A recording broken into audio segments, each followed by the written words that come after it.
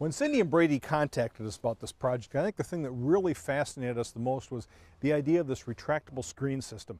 Mosquitoes can be terrible in this part of the country, and it's great to have a system where during the day when mosquitoes aren't a problem, you can just retract them up, you don't even see them, but then during the night when the mosquitoes come out, you just pull the things down.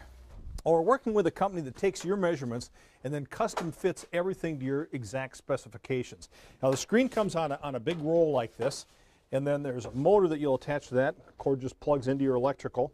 It also has brackets and tracks like this for everything to roll on, and even a remote. The guys say it's basically like changing a roll of toilet paper. We'll see, but it's definitely a do-it-yourself system. Bucky and I are going to show you how to put one together.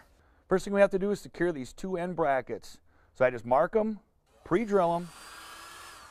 I'm going to lag them right into the header. And you want to make dang sure you get these in square to each other so the screen runs nice and smooth in the track. All right, so with our brackets in place, we can go ahead and hang the screen now. Before we do that, I want to show you where the motor is actually housed. This blue guy right here is slid inside the column. The screen's wrapped around. This will operate the unit, bring it up and down. The cord is sticking out, also have to be plugged in once we get it up in the brackets. Okay, Bucky, all set? Yes, sir. Okay, so now we're ready to hang it. It's about 85 pounds, so it's not too unwieldy by any means. Bucky's going to slide his side in the idler pin bracket there. Okay. You got it? Yep. Okay. Now with the idler pin in, we can go ahead and slide this thing into position. Want to make certain that our cord is up. Okay, just like so. Okay, so with everything into position, we want to put a spring clip so that it won't pull back out again. And that just gets popped in right here. There we go. So the spring clamp in, it's held in there very well, and the cord is all set to be plugged in.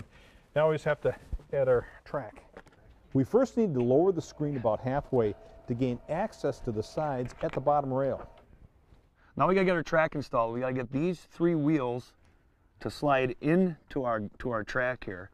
Once we get those wheels in there, then there's a little screen guide. You slip the little screen right in there, slide it in there, that's the guide of the screen, and we're good to go. I got mine, Dean.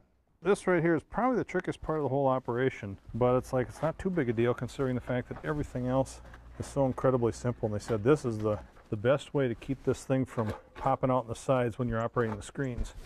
Hold still, Dean. After I get that in there, I'm going to put this little stop in here. By putting this little stop in, now it holds the screen from coming back out of the rail so it can't slide out.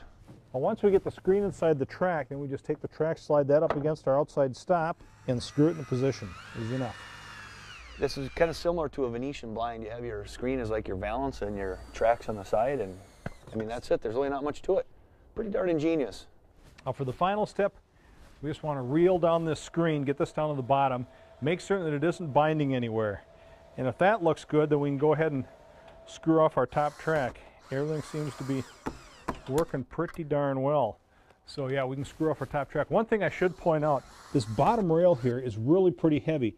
This is a rubber gasket on the bottom, and that will just form along the top of our patio, so that'll keep any bugs from sliding in underneath the screen. So pretty slick system. Look at that, there's a bee right there trying to get in.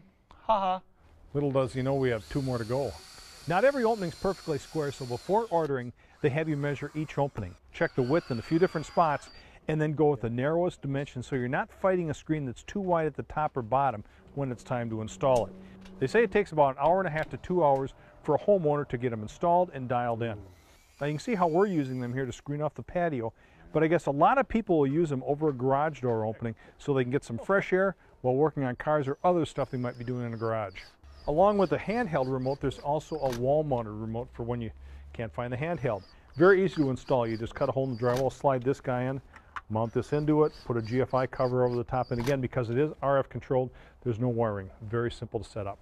See, Dean, before the guys took off, I was talking about this, and they said that these can span up to 30 feet long. Oh, is that right? Yeah. Kind of cool. That is pretty neat.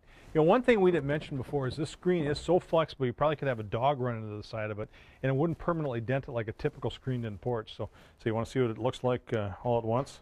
Yeah, I want all to check three. it out from back there here. We go. Huh? Look at that. Love the sound of that, huh?